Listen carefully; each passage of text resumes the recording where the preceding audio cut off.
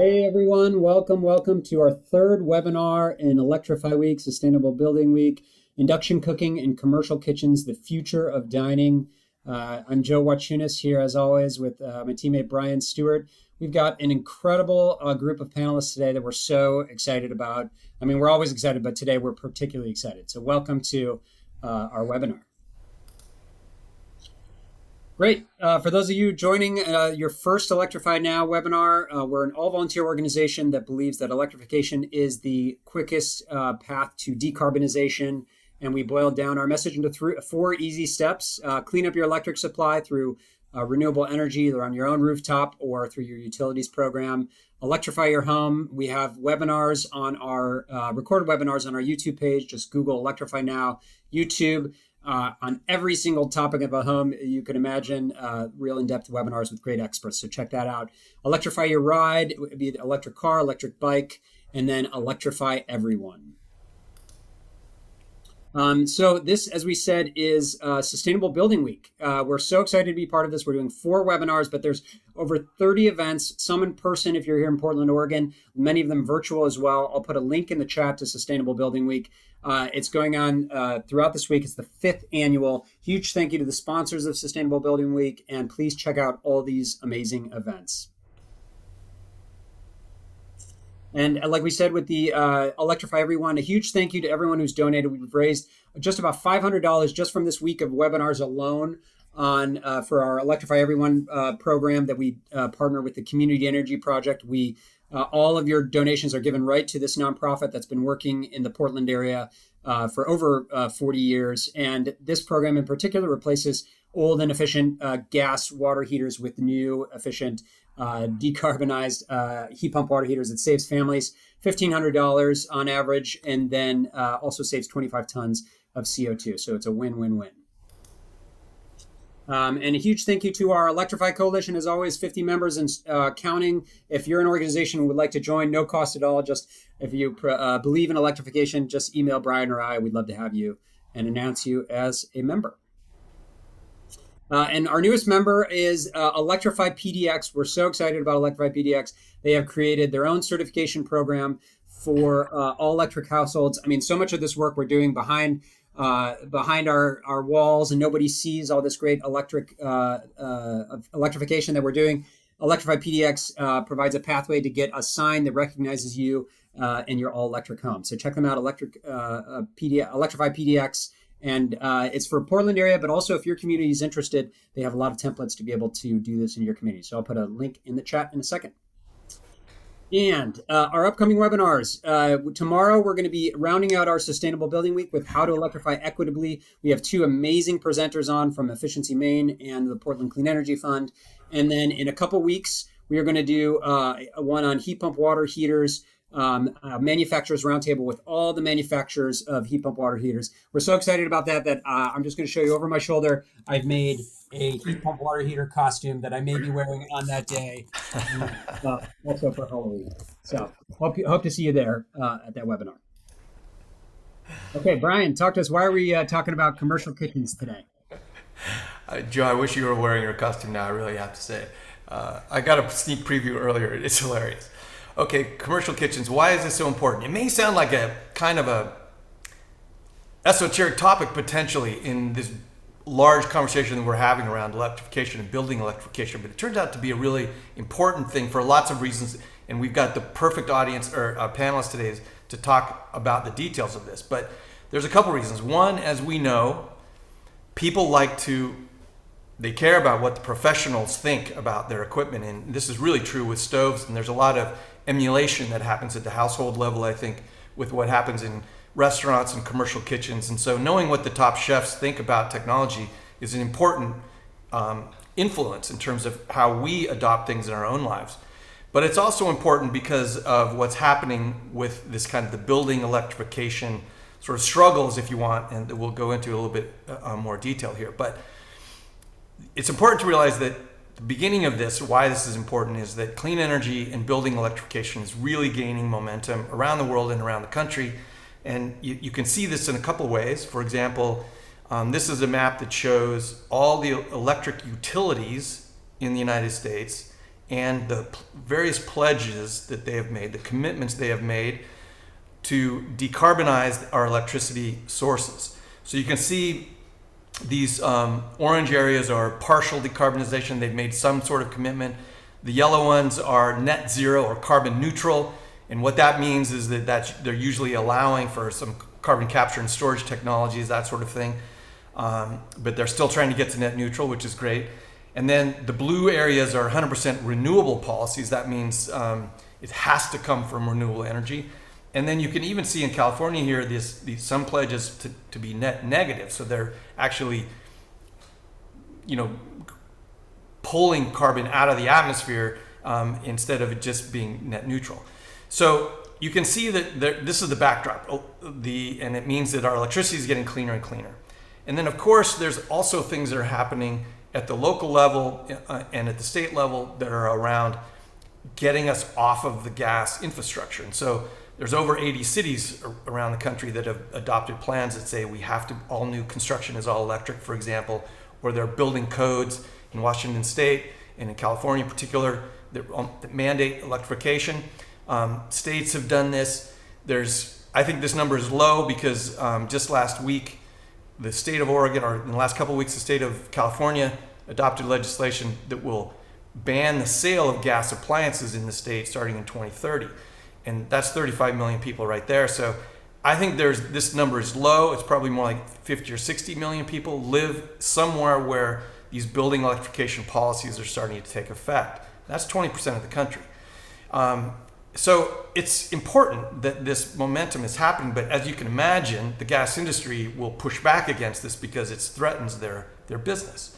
And so one of the things that you see, and they're pretty transparent about this strategy, you don't have to know someone in the gas industry to see this. They talk about it publicly. Like this is a interview from an AGA representative, American Gas Association representative, and he says that it appears a little too self-serving if we're the only party involved in pushing back against these gas bans. So they have a strategy of teaming up with organizations, partnering with organizations. They specifically call out restaurants and real estate to be critical of these gas bans. And so you see this coming up with restaurant associations pushing back against gas bans in Massachusetts and in California. So I think what I'm trying to get across here is that they're embedded in this strategy that the gas companies has is misinformation that we need gas in restaurants in order to make good food and to cook the kind of food that we want and all those sorts of things. So it's important that we have information that helps kind of debunk those myths, which is a lot of what we're going to be talking about today. And we've got the perfect panel to do that. So I just want to give you a little idea about what we're going to be covering today.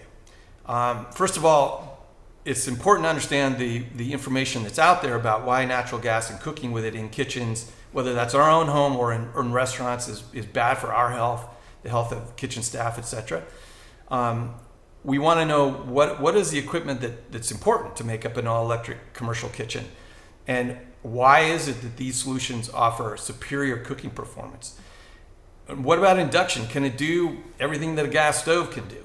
And is it possible to create the kind of premium cuisine that we crave when we go to these nice restaurants or maybe particular culturally relevant foods? Is it possible to do that in electric kitchens? And are they more expensive? And what are the benefits to kitchen staff? And then finally, why is it that we really think that all electric kitchens are the future of dining? So we're going to be talking about all that and more today. We encourage you to ask questions in the Q&A, and we'll try to monitor that and then make sure that those questions get answered. If they don't during the conversation, we'll have Q&A at the end. So I want to introduce our panelists, and then I'm going to do it really top line and let them introduce themselves. But we have Chef Christopher Galarza. He's the founder of Forward Dining Solutions, one of the premier organizations focused on kitchen electrification. We have Chef Rachelle Boucher, who we've had several times on our programs in the past. In fact, our #1 downloaded webinar from our YouTube channel is one of the first ones we did with Rachelle on induction cooking. And she is known as the appliance whisperer, has been on the front end of kitchen electrification here, I would say, for many, many years, and is doing great work. And then Noah Cordoba, he's the Kitchen Electrification Program Coordinator at Building Decarbonization Coalition, one of the most amazing organizations in the country, focusing on how we can get our buildings off of gas and onto these amazing electrification technologies. So I'm going to hand it off to Rachelle here to kind of do a little self-introduction, and then we'll roll into the program. Well, thank you. I'm glad to be downloadable. It's great. So nice. I get to work with these people, you guys. This is really an honor. So yes, I focus a lot on residential. So residential electrification.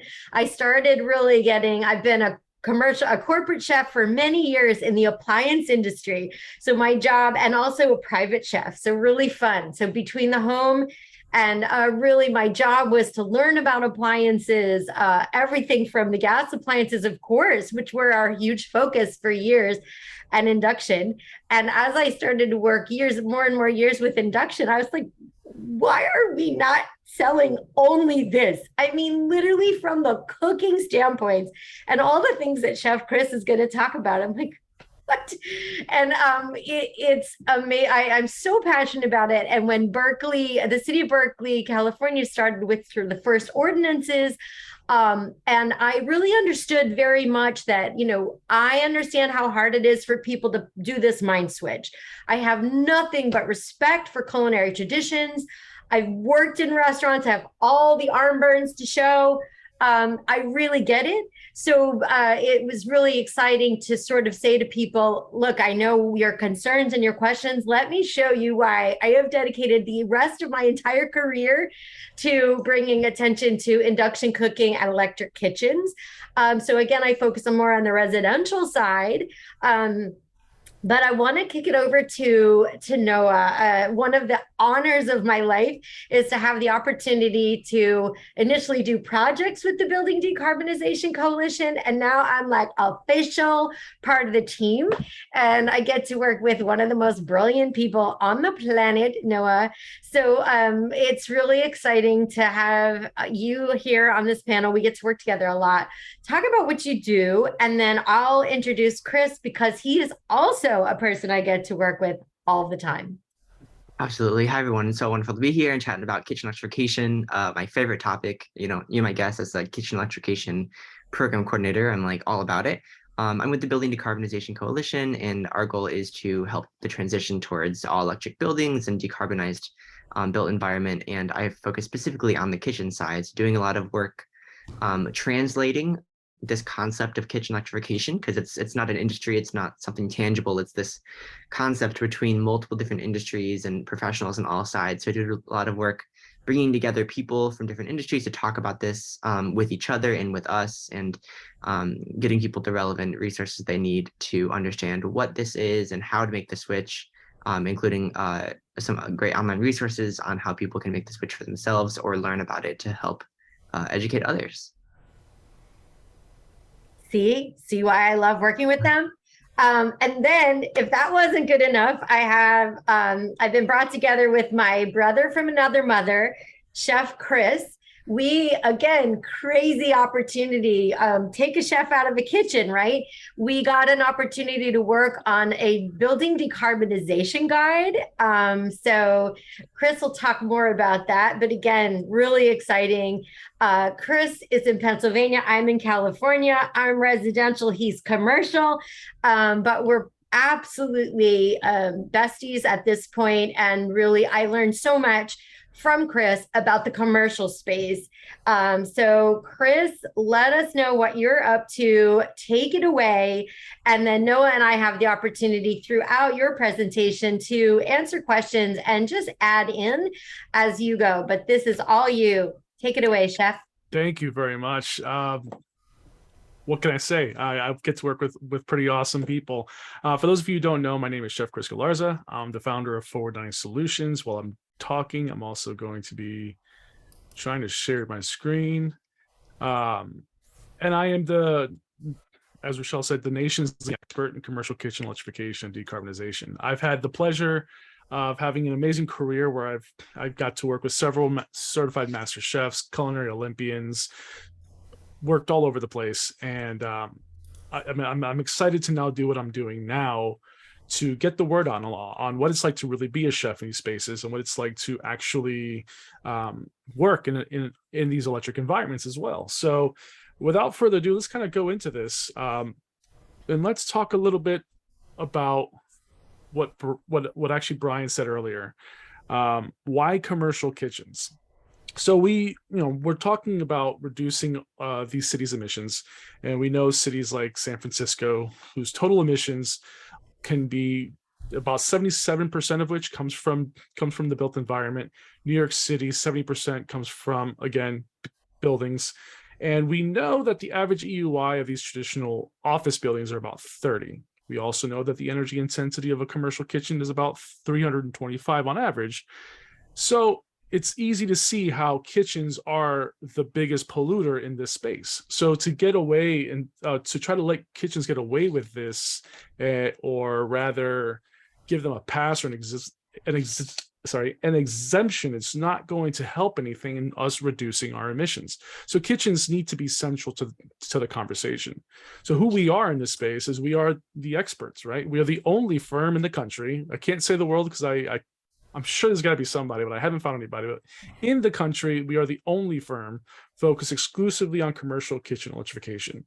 And we do that by assisting the designers to sustainably build these kitchens of the future by utilizing our experiences as chefs. We are a chef-owned company, minority-owned company, and we are chefs who have worked in 5-star, 5-diamond resorts, worked in small-scale restaurants, and everything in between. My partner and I, like my business partner and I, he and I have roughly 40 plus years of experience in these spaces, and we have a lot to offer. We're experienced working with multidisciplinary teams to achieve these goals, and now I'm excited to announce that we are able to fully decarbonize your entire building, from financing and everything in between. We partnered with Block Power to do this, so I'm really, really excited to say that. And we're now a one-stop shop. So you come to us, we can get it done. So I'm really excited to say that. So let's kind of recontextualize the argument, right? Everyone really gets emotional when it comes to gas and electric and flames and all that stuff. So let's imagine a world in which we didn't electrify. What would that look like? Okay. And then we'll talk a little bit about it.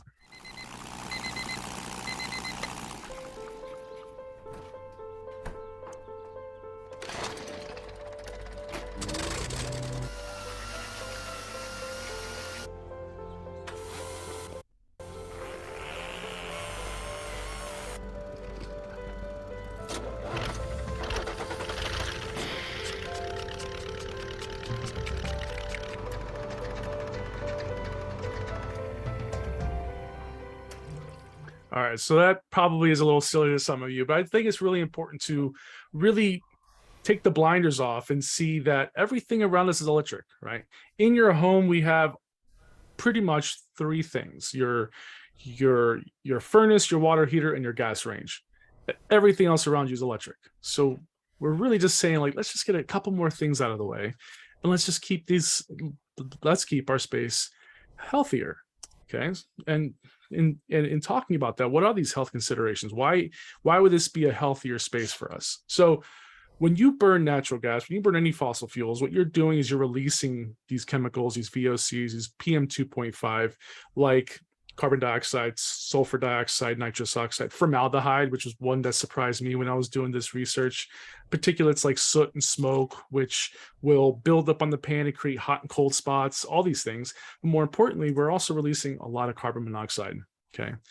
Now, we're going to focus on carbon monoxide because we all have sensors, at least we should, in our homes and in our apartments.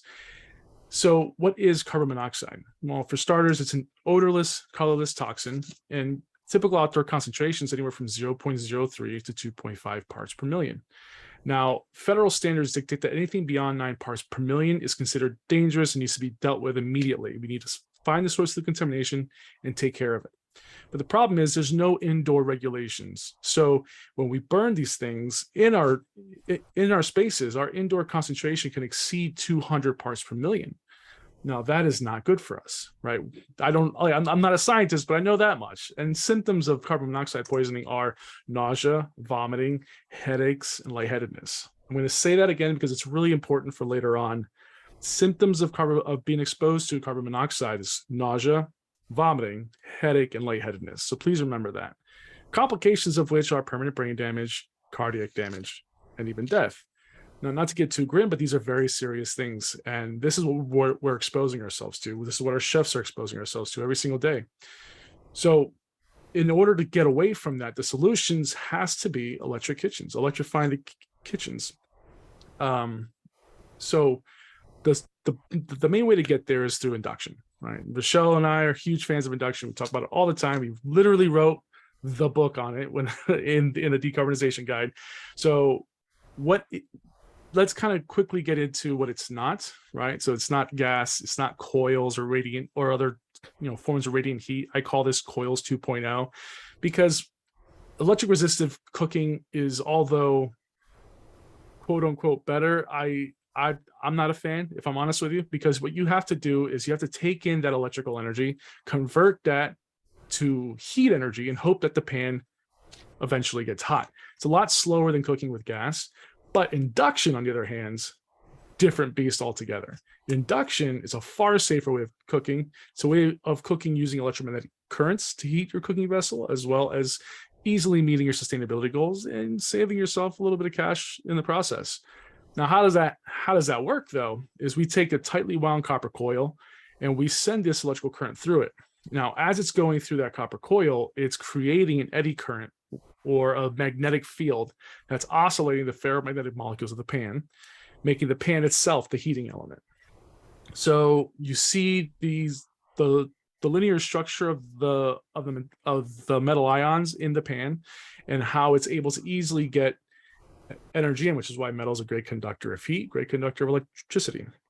So all this together gives us a far superior way of cooking. The easiest way to kind of imagine this is a microwave, right? When you turn on your microwave, it sends these appropriately named microwaves into your food, and it gets these water molecules super jazzed up and exciting. It's bouncing around. They're having a party. And in that party, they're creating this friction between each other.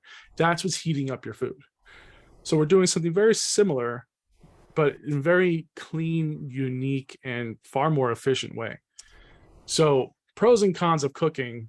And Chef Chris, you pointed it out, but it's not a microwave. It's very different. It's a low and safe magnetic field. Mm-hmm. Many people in the residential area have a lot of concerns about the microwave. So for those of you on the residential side, just a quick note that it is related, but you had pointed out it's not the same technology. Correct. Yeah, just an easy way to kind of wrap our minds around it. So pros and cons, right? Induction cooking. Cons, the initial cost, right? Folks are very concerned how much it's going to cost me up front. And honestly, Rachelle, you can chime in on the residential market, but in the commercial market, it's not as big as people think. A 6-burner gas range with a built-in oven, you're looking at, from South Bend, you're looking at about $32,000, right? Your induction version, same company, same version, just switching out the fuel to induction, $38,000, somewhere around that. When I did these analysis, that's what it was. So about $4,000, $6,000 difference when you're building a $1 million kitchen, drop in the bucket. Also, there are a lot of rebates within different cities and municipalities, and now in the IRA. So I'm sure Noah can point you to where to find those. But yeah, there's ways to kind of save on that. Compatible cookware. Are you going to have to buy new cookware, right? People always love to say, do I have to buy special pans? It's really not special pans. We're just saying you cannot use aluminum or copper, right? So if you're a restaurant that loves to buy cheap aluminum pans that doesn't even stand up to the flame, you're gonna have to get new pans. But if you're those are bad. There's health issues associated with aluminum pans. Also. Yeah, they're awful. Nobody should be using those. They're awful. Yeah. But also, if you love to use your cast iron, right? If you have this cast iron that you love to use, that was passed down through generations, absolutely, totally compatible. Don't have to worry about it. In fact, easy way to check: grab a magnet from your fridge. If it sticks, you're good to go, right?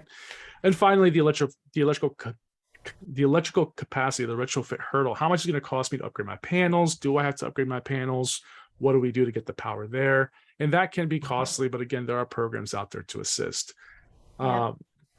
Now, pros. And related, so Chris, just related to, like you said, Sure. for jumping in on the residential side, yes, there are still generally a higher price point on induction, for sure. But when you compare like to like, it's pretty close. And Noah, he's our money guy.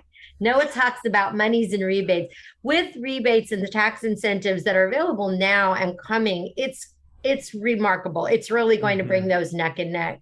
And then, as the chef was saying, I did a webinar yesterday. Hi, Barry Hooper. I'm amazed you came to both webinars. Thank you. I did one with a commercial kitchen yesterday, and the chef was raving about, yes, he spent a little more on his induction tool appliances, but the savings he has on cleaning up, the labor, air conditioning, he said it's remarkable. And it was really fun. So same in the home. Home cookware is the same thing. Very few people are using all aluminum cookware anymore, even the hard anodized, because what you were mentioning, Brian. And then pure copper, not that popular of a thing. If a magnet sticks to the bottom of your cookware, you're in. So that's a little bit more of a myth than a truth. And same with electrical capacity. That part can be hard for sure. And that's where we'll talk more about those incentives a little bit later on. But same story almost, Chris. Pretty much, yeah. Like folks love to kind of harp on the sticker costs, but never ask, what is this going to cost me long term? And it's not even close. And in fact, we'll go into some cost comparisons a little bit later. But yeah, as far as the pros on induction, very high efficiency, right? Heats up very quickly, precise temperature adjustments, no idling equipment, no combustion, which means no carbon monoxide. And there's a dramatic improvement of thermal comfort. So, Rachelle, I know you can talk about this as well, but we get very hot in the kitchen, and we got some study data to show later on. But it's not even close. It's unbelievable, the difference. And as a chef said yesterday, he was shocked. And it will also extend the life of your pots and pans. No more warping, no more hot and cold spots. The pans will stay pristine for a lot longer, which will save you in the long term. So the long-term savings when you switch to induction is far outweighs the cost of ownership when it comes to a gas appliance. So what are the solutions out there that exist? So there's literally everything. There's not an appliance, there's not a piece of equipment in a gas kitchen that cannot be converted to electric. That includes griddles, ranges, fryers, tilt skillets, steamers, broilers, ovens, all sorts of things, including grills, people say, but there's nothing that cannot be switched to an electric counterpart. And in fact, they work far, far better. Rachelle, do you guys have anything like all of this or better, probably? Well, you've noticed too, and Noah and I get to go around now and like meet people who are coming up with amazing technologies. Like, I can't believe that's so my jealous. Actual job. I know, it's nuts. So there's some great, amazing things coming down the pike. But even currently, as you had seen, Chef Chris, there's a lot of built-in technologies. There's a lot of innovation in the residential space that's not yet made it to the commercial space. But you're seeing a lot of it, especially happening in Asia. So my friend Iris, who sells a lot of commercial equipment, she's our buddy. Look her up on LinkedIn. She's awesome. Yeah, that's all she's selling in Asia are induction kitchens and woks, and she's saying, like, what's the problem?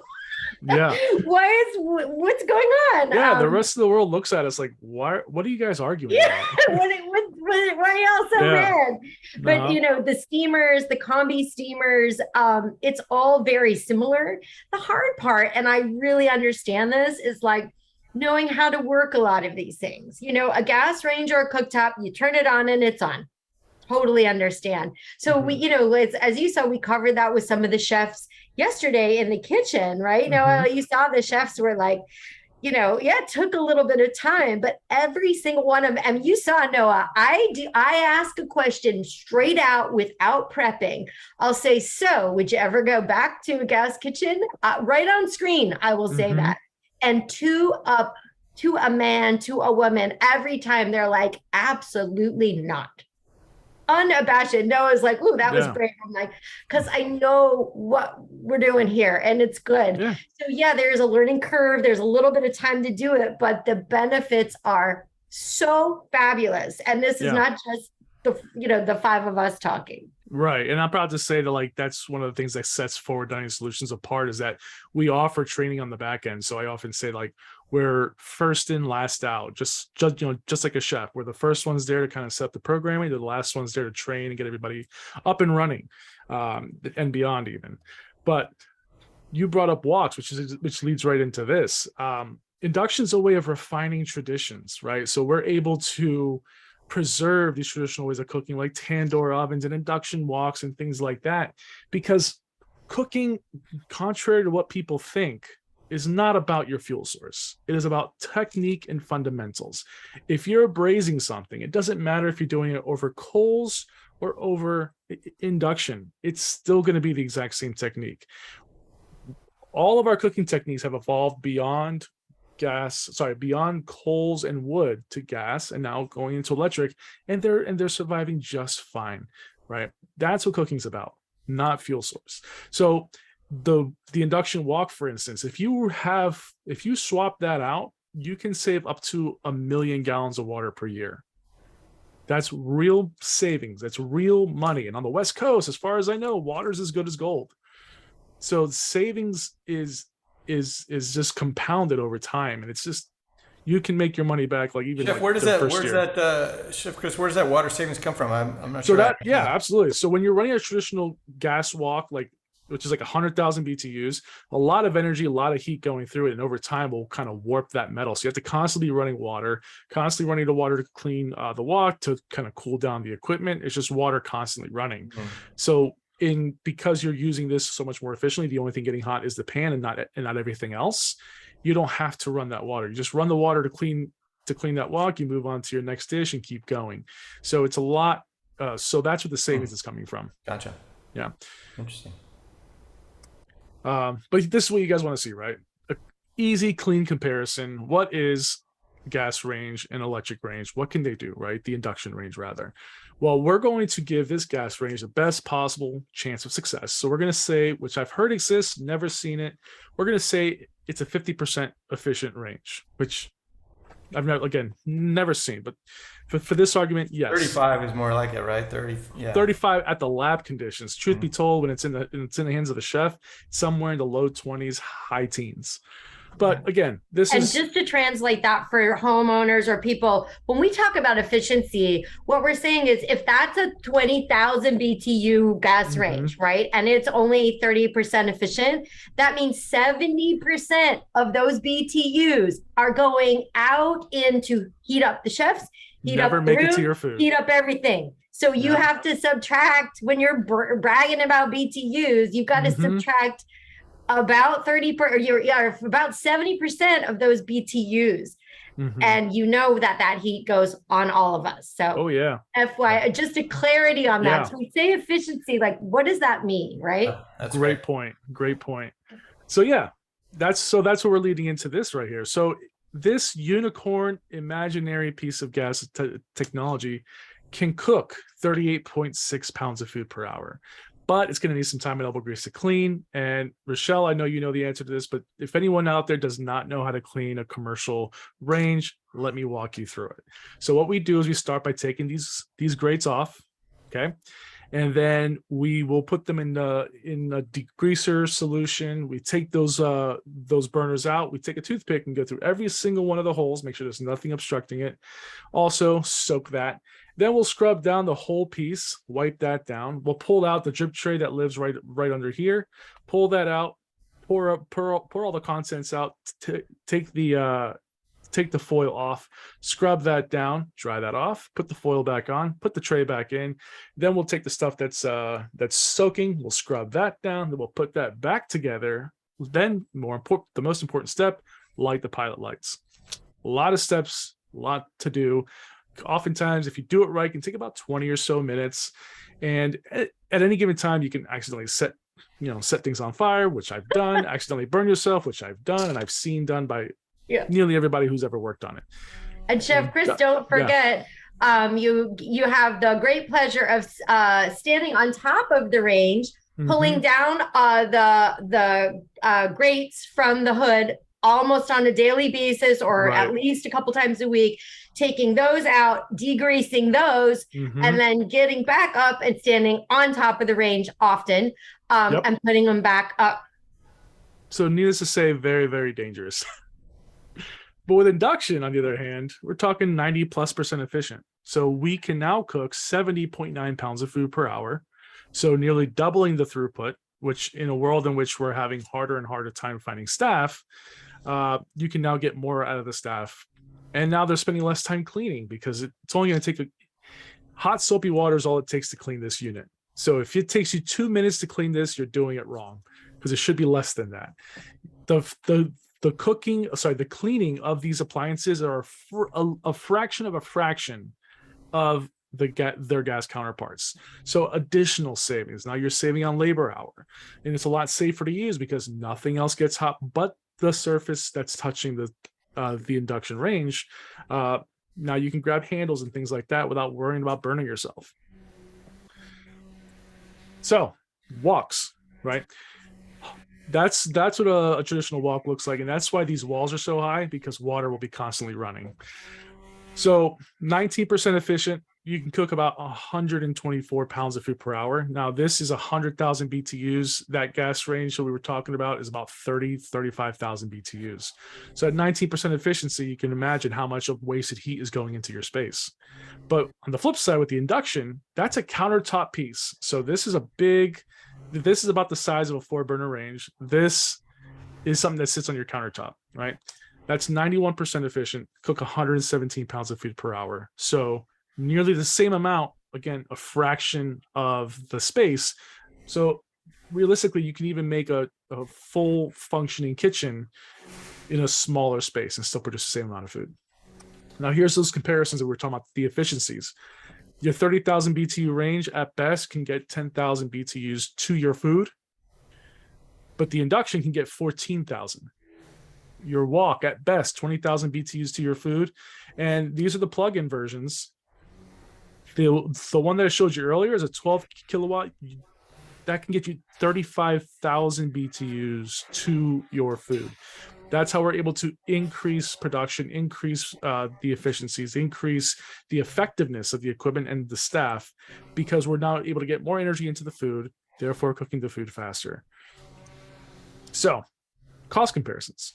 Assuming that you're going to run your kitchen for 360 days a year, for 15 hours a day, and at the gas kitchen, you're running at $1 per therm, which is $1 per 100,000 BTUs, or 17 cents per kilowatt hour, which is, I want to say, above national average. And it is definitely, and that's below a national average for a gas too. So this is you're biasing towards gas. I sure am. Which is fine. You're being conservative. I was about to say that. Yeah, actually, this year alone, the cost of gas has doubled in cost, and this year alone, the cost of electricity has only gone up by 2 cents, which I think now is somewhere between 15 cents per kilowatt hour.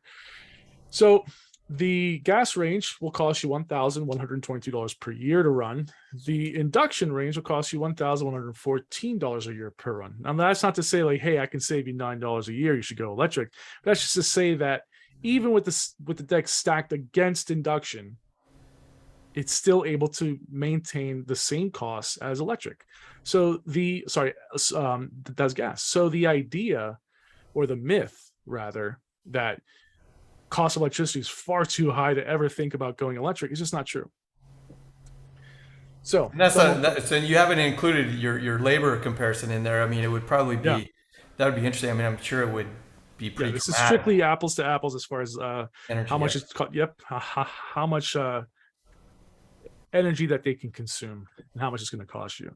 But thermal comfort, we talked about earlier, and this is where that carbon monoxide thing that I talked about earlier comes in.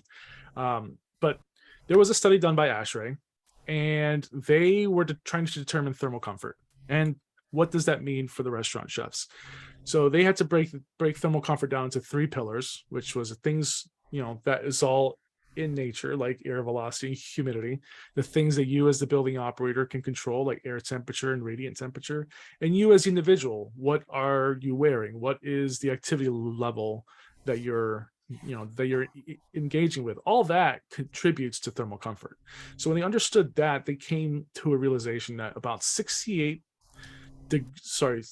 anywhere from 68 to 82 degrees Fahrenheit was the optimal range for thermal comfort. Now, they did a study where they tested over 100 kitchens for a week in both summer and winter climates, and they found that the bulk of the kitchen, when they were comfortable, was when they were prepping or cleaning. And what they found is that when you're actually cooking, your kitchen is far hotter than they expected. So much so that these hot kitchens blew through the top of their scale. It was not even close. In fact, kitchens were mostly comfortable if it was freezing cold outside, or like I said, if they were cleaning or prepping. So we need to do something about that. And I know a lot of you guys will see these images and think like there's just something primal, like that's super cool, I want to do that. But when you're like, what that guy is experiencing is the same thing I experience. In those kitchens, you are working at breakneck speed.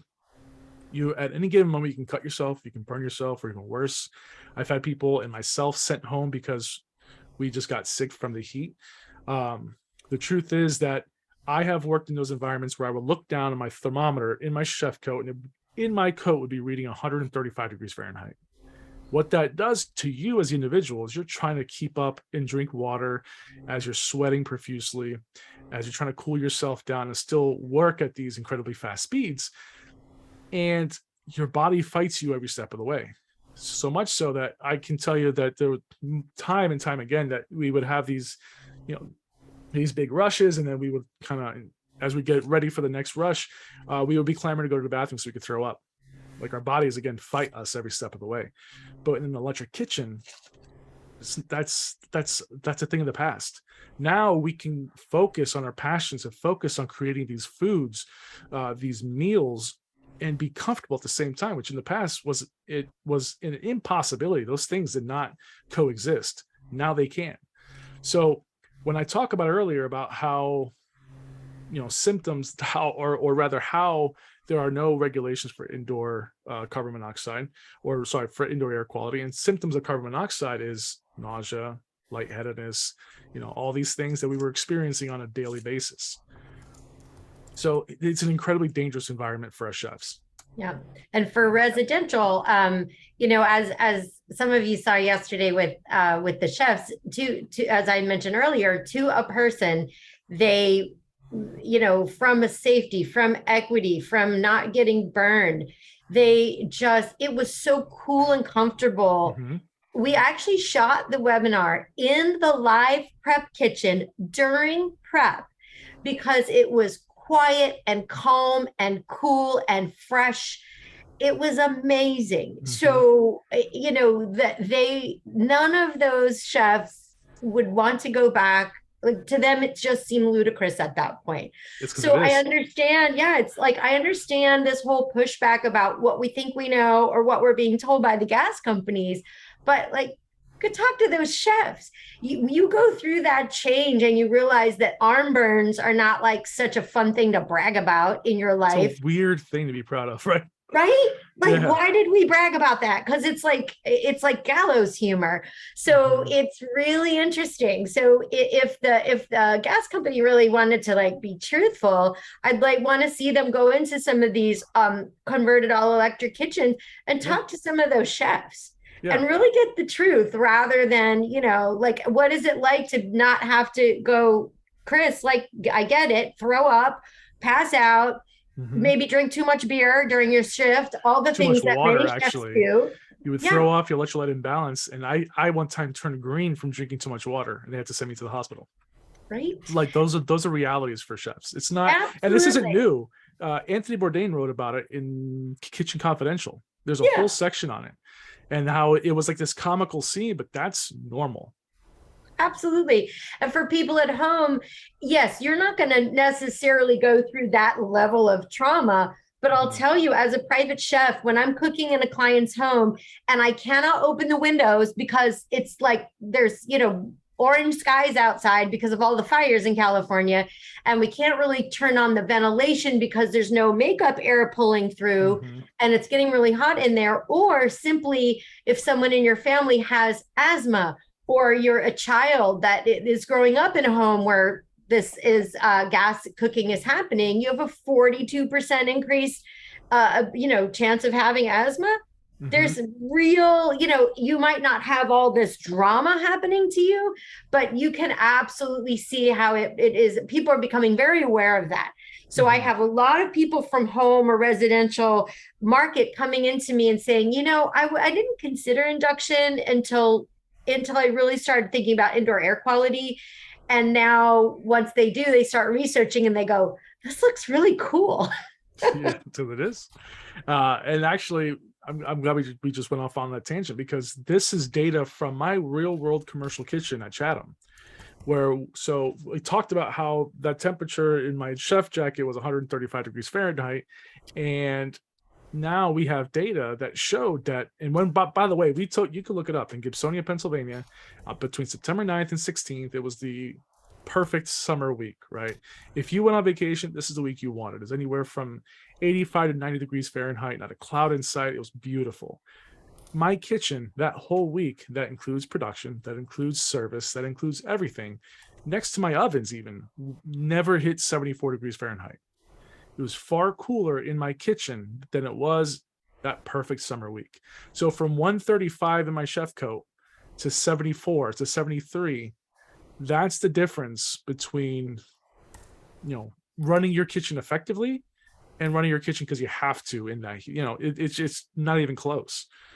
So let's go into more myths, right? We talk about, we've already talked about a few of them, but let's get the big one out of the way, right? The big one is you cannot produce the same quality of food without gas. That's what every chef thinks. It's what a lot of the residential consumers think. The truth is, it's not true. Okay, ask Heston Blumenthal, the owner of the Fat Duck, who put an electric kitchen in and loves his induction. Ask Renee Redzepi from Noma, and if you don't know, Noma is a #1 restaurant in the world. They're all electric. No, you're thinking, well, these are just one-off chefs. Like, give me an example where there's a lot of chefs come together and they're cooking on electric. It probably doesn't exist. In fact, I made that ridiculous assertion just so I can point out that the Culinary Olympics and the Bocuse d'Or, two of the most premier culinary competitions in the world. In fact, every international culinary competition in the world is all electric. So the best chefs on the planet compete on electric. That is the standard for competition. That is the standard for cooking. In America, we're just woefully behind. So it's time for us to get caught up, because the rest of the world has figured out this is way better. But what other myths? And this is, of course, my stand-in for every chef who thinks that I'm insane for wanting to take away gas. He says induction cooking speed's exaggerated. We just showed how we can double our throughput. We can double the amount of food that we're cooking. We just show that we can not only double the amount of food we're cooking, we also cook in a smaller environment, because we can cook the same amount of food with plug-in versions. Sauteed isn't possible on induction. Now, this one is interesting, because they say to saute, you have to lift the pan off the surface. Once you do that, it's not connected. Bingo bongo. Heat cannot transfer into the pan. To which I have to ask the chefs, is it possible that when you pick up your pan from your range, the fire is following your pan? Because it's the same thing. The answer is no, obviously. So it absolutely is possible to saute on induction. The pan is still hot, whether it's touching the surface or not. It's just a ridiculous assertion. But these are real things that I've gotten on the field when talking to projects and things like that. So these aren't made up. Chefs or home cooks can't preheat their pans, therefore can't saute properly. And that comes from the fact that a little known industry insider, your saute chef will have an entire burner on constantly with a stack of saute pans up to here, just getting them hot so they can quickly cook your food. And when in between rushes, they'll have 3 or 4 saute pans on every single burner on, so that way they'll get them hot, and then once the tickets start coming in, they'll transfer them to one burner, and then they'll start cooking again. But that's how inefficient gas is. It's not because you can't preheat your pans, therefore you can't saute it. No, it's because it's so inefficient. You have to preheat your pans. With induction, you don't have to. I do demonstrations when I pull pans directly out of the freezer and start sauteing immediately, and people love that. And it's just goes to show how efficiently the energy comes in. Cooking with gas gives you more control. No. Simply put, the answer is no. Because if I said, Joe, I'm gonna need you to sear off those short ribs and braise it on medium low, you said, yes, chef, no problem. And then you go to sear off the short ribs, and maybe you don't sear them as deep in color that I would like, or we have medium, we have low, there's a big gap in between, and contrary to popular belief, you can under and over braise meats. So where's the control there? But if I said, Brian, can you sear off those short ribs at 435 degrees Fahrenheit and braise at 180? Now we have consistency. We have way more control than we ever had. And that means that you can come to my restaurant on Monday or Friday. It doesn't matter if you're eating with the quote unquote B squad or A squad, it's going to be the exact same food. And these are little industry jokes, industry insider terms, but it's true. So myth busted. Induction cooking technology doesn't accommodate wok cooking. Just showed why that's not true. So this guy's clearly not paying attention to the presentation, but the truth is it does. And in fact, we talked about our friend Iris in China. They've actually gone beyond induction woks, and now they have induction woks that are able to cook on their own. You just have the ingredients there, and they just drop them in. They'll cook them in the wok, and then just pour it right into the serving vessel without any human intervention. So that's just not true. Finally, glass surfaces of the induction equipment will crack and warp. Basically, it's not able to withstand the pressures of a professional kitchen setting. And he's saying this because he's a big, strong, tough guy. So let's kind of break this one down a little bit more. Glass surfaces will shatter and warp. Obviously not true, otherwise it wouldn't be in here. Okay, this is not tempered glass. This is not glass. This is tempered ceramic glass. Big difference. The difference is it's very, very strong, much stronger than tempered glass. Tempered glass can withstand temperatures up to 600 degrees Fahrenheit. Tempered ceramic glass well above 1400 degrees Fahrenheit. Okay, far stronger. And that is an actual 5-year-old picture of the actual induction range we had at Chatham, the kitchen that I ran and built. And you can see even how clean my walls are. Spotless, shiny, reflective. Okay, that handled giant stock pots that I can fit my entire, I actually put a staff member in one time just to demonstrate how big it is when we were first kind of moving in there. Don't worry, we cleaned it, but it's just massive pieces of equipment that would be going on these things, and it could withstand those, and it would be on for days, and it could withstand that no problem. And finally, the hood systems. I wanted to bring this up because this, to me, was my favorite part of the kitchen. This, to me, represented the biggest cost disparity and also the biggest savings. So this, in the kitchen, we had what's called a variable airflow control, or a demand control ventilation. It had remote monitoring, remote adjusting. It had heat recovery. It saved us so much money and energy and just the CO2 emissions. It was not even funny. It worked by using these little nodes, these little sensors, to scan the cooktops, and it would sense whether or not things were getting hot. And if it did, it would ramp itself up. And as it ramped itself up, it would capture the effluent. And if the internal ductwork got to a certain temperature, it would really kick on. So it essentially turned itself on or off based on what we were doing. We never touched anything. And more importantly, it worked with the geothermal systems that we had on site. So we were also able to track these efficiencies in real time. So this is showing 94% efficiency, which means we were only using 6% of the energy to run that piece of equipment at that time. So instead of it being on 100% of the time as traditional hood systems run, we were able to kind of fine tune the usage based on what we were doing.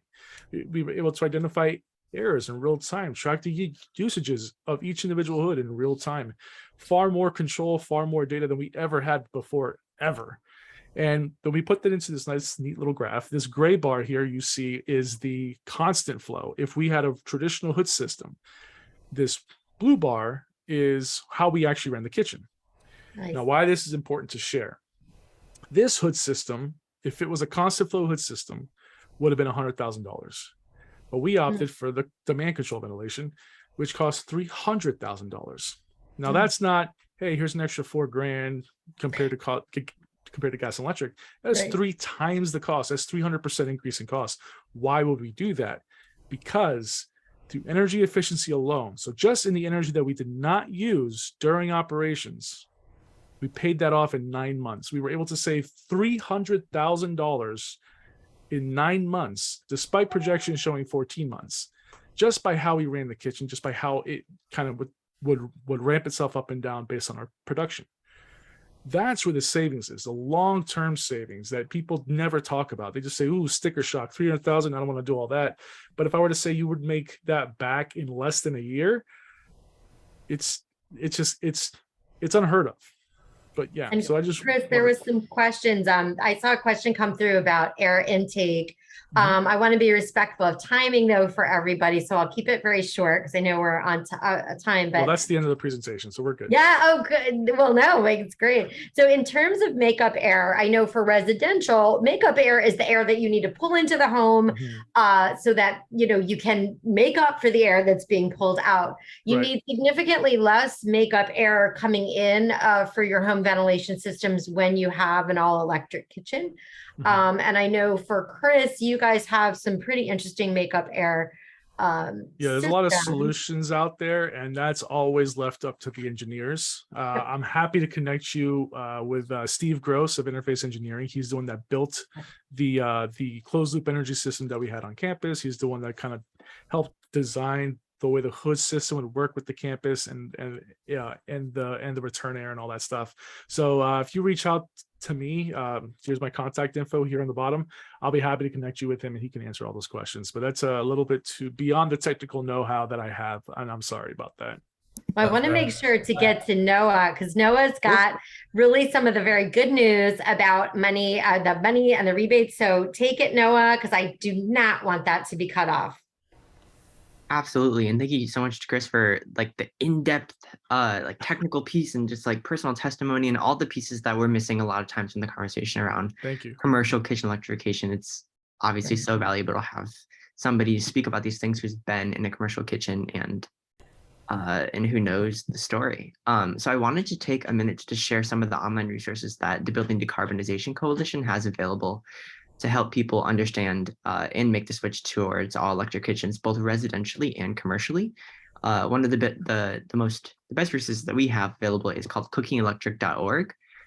It's a website which makes it really easy to come back to it anytime you need it or send it to anyone you need to send it to. It's a resource for home and kitchen electrification and covers things related to induction cooking 101, like what is it, how does it work, things around health and air quality and how that influences the air in the kitchen, things about performance, upfront and operational cost, what appliances to consider, what appliances are even part of a commercial kitchen. There's like a million of them, and so it's good to just kind of get a little snapshot, and including in the appliances piece is like, where can I find them? What retailers sell them?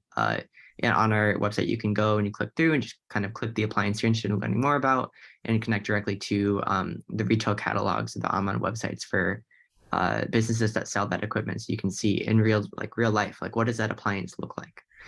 Including information on rebates and lending programs, both residentially and commercially. We try to track and make available on our website information about the programs that provide cash incentives or cash rebates to homeowners and businesses and commercial kitchen operators who want to make the switch.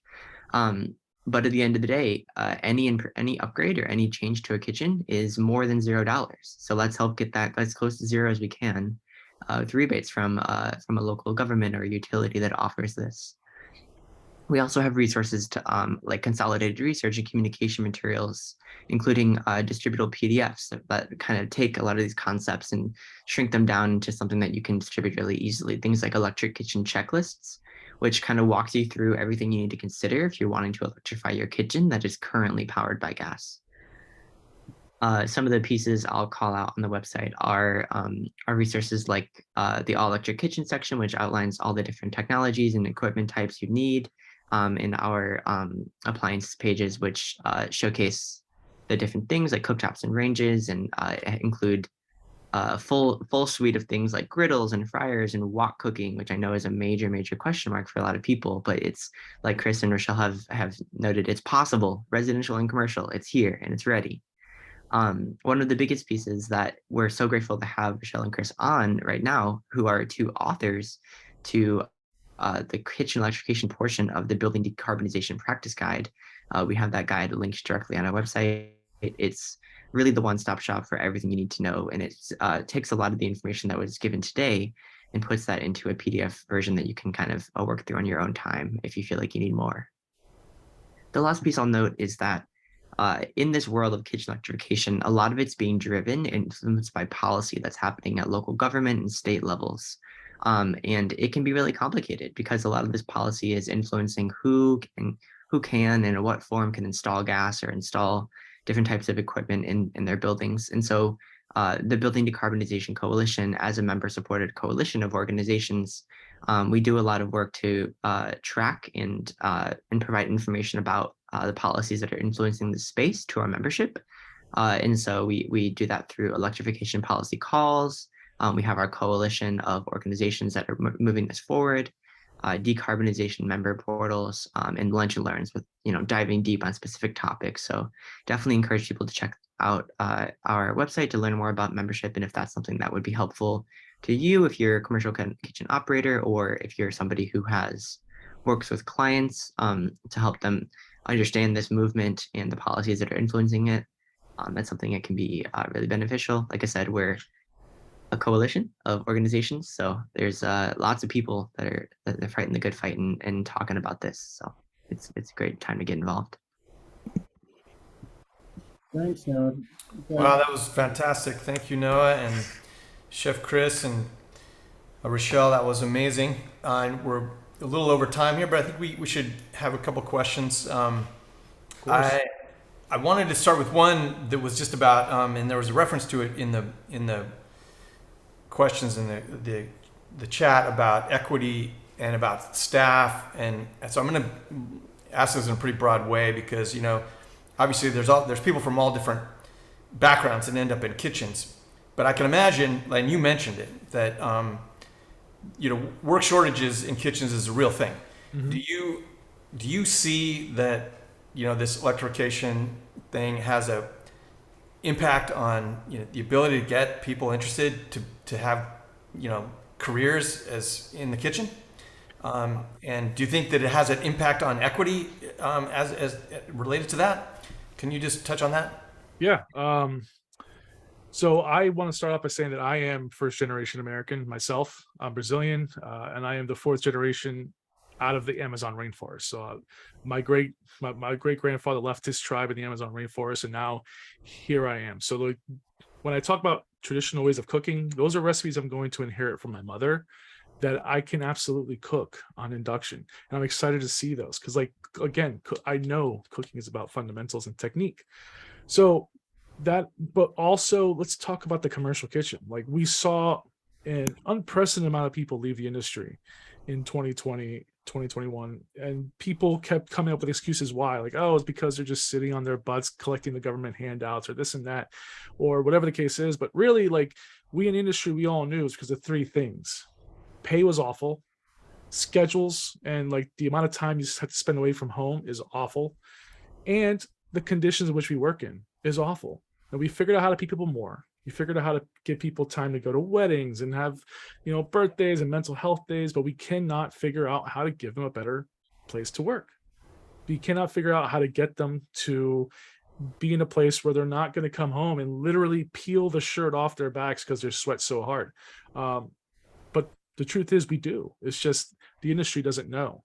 So when we talk about how the American Gas Association is partnering with, the California Restaurant Association, the National Restaurant Association, all these other, groups, that comes from a place of not knowing, right? That comes a place of lack of education. And I've reached out to both the California and National Restaurant Association. I've yet to hear back, because we need to have that dialogue. So by electrifying kitchens, we will give folks who want to work in the kitchen a way to do it comfortably. So so it won't be a barrier of entry that, hey, if I go there, I'm going to have bad lungs, bad knees, bad back, and all these things, and like uncomfortable, and like get sick and sent home from being like that. Like as Rachelle said, like the bravado of the battle scars, right? It doesn't have to be a thing. So yeah, I think that if we were to electrify kitchens and we were to make it a lot cleaner as far as air quality and comfortability, you would see people want to come back. And I just needed to jump in. I have a hard stop. So I thank you for me. I've got to go.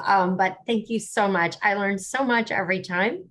And I cannot wait to see you in November, Chris. And really excited about it. Thanks, Rachelle. Yeah, you go. Thanks for staying a little longer. Thank you, Rachelle. Yeah, I'm happy to stay on. Thanks, Chris and Noah. Yeah, we'll do a couple more questions and we'll let everyone go. Real quick, there was a question from Jeff I think was really good. What about the upsizing the electrical service? How much electricity is needed to power a kitchen that's all electric, and do they have to upgrade? Great question. I mean, it all depends on kitchen to kitchen. But yeah, we will have to upgrade our services. Absolutely. We will have to upgrade the grid even on top of that. So there is going to be a cost associated, but again, the back end is what's more important. And as far as the grid's concerned, like we've known, do we need to upgrade our grids? Like look at Texas. They've been telling them for a long time, hey, upgrade your grid, the very least, so it doesn't fail. And they won't do it. So it took sometimes tragedy to get folks to make the switch, or rather to upgrade their grid. Now it's going to take us saying like, hey, we're going this way. We'd like for you to upgrade your grid so there's no failure. And they're going to say, well, that's where our customers are going. We'll have to do this. And then they'll do this. So the grid will be ready for us. I have no doubt about that. As far as, the electrical panel upgrades, the service upgrades, that's all depending on, on where you're at. I've worked on some projects where we after we ran the models, we didn't have to upgrade anything. So I would say definitely talk to an engineer or talk to someone who can then do those calculations for you and see, because there's so many factors. I can't really just give you a number. Right. Anything to add about that? An important thing to note with electrification and the grid readiness is that electrification and grid upgrades need to happen at the same time. As we know that we need grid upgrades, we need more capacity to support electric vehicles and electrified kitchens, electrified buildings entirely. We know that it's going to be something that needs to happen at the same time, because if we spend the next 15 years, 20 years making our grid fully ready for everything that we could possibly think to put on it, and then start to electrify, it's too late. Yeah. And it's obviously a building by building question in many cases about whether or not the service panel has available capacity and whether or not there needs to be upgrades to that, or wiring run throughout to meet different design configurations.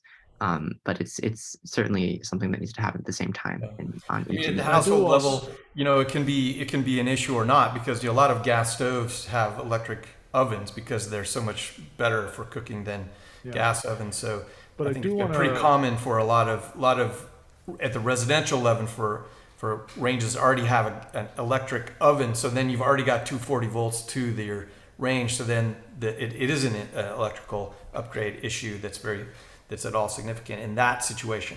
But if you have an all gas residential stove, yes, you will need a 240 volt circuit to your range.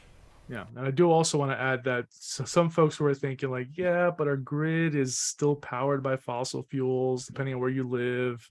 So like, what's the point? The point is that, like we talked about, your gas range at lab conditions is 35% efficient, right? But at the grid level, that same amount of gas is going to 85% efficient. So why wouldn't we take and conserve, which is, the root word of conservatism, right? To conserve the resources we have and say, hey, it doesn't belong in the house, and then phase that out of our grid for things that are free, like wind, solar, and water, right? Yeah. It's to me, it's a no-brainer. As I dive deeper into entrepreneurship, anywhere you can kind of that makes sense to like work more efficiently, you should. So why wouldn't we do that for all aspects of our life? Yeah.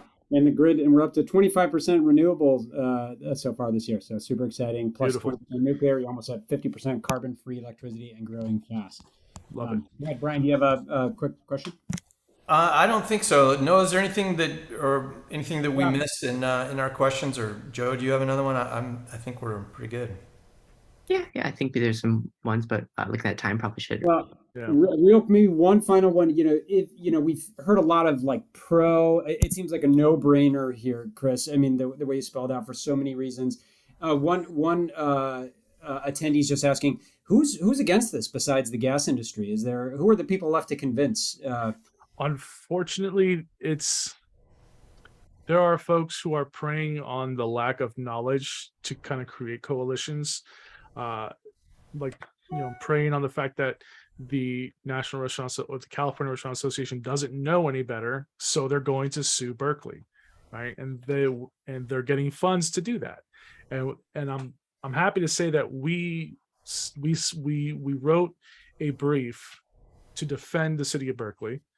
And of every single brief submitted, of the entire case, we are the only chefs on that case.